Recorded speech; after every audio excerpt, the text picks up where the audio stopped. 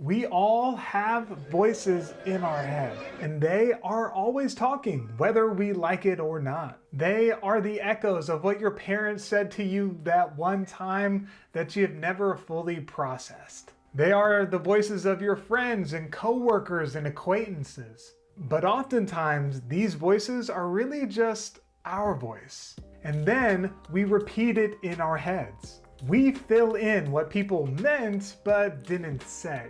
We say the message behind the words. And the thing about these voices, whether real or fabricated, is that they're not usually kind. So then we try to control these voices by covering them up with other voices. We listen to music or podcasts, and we hope to get a song stuck in our heads because songs feel better than voices of people that we know.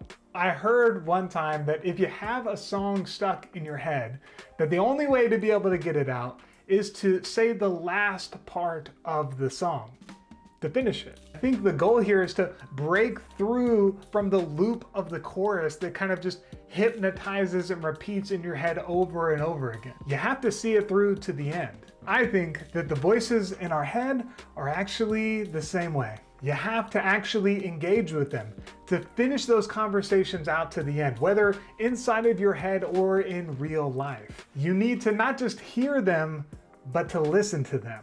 Then after you've listened to them and processed what they are trying to say, they can be released like ghosts from purgatory or just clouds that you let pass by. You don't have to believe what the voices in your head are telling you.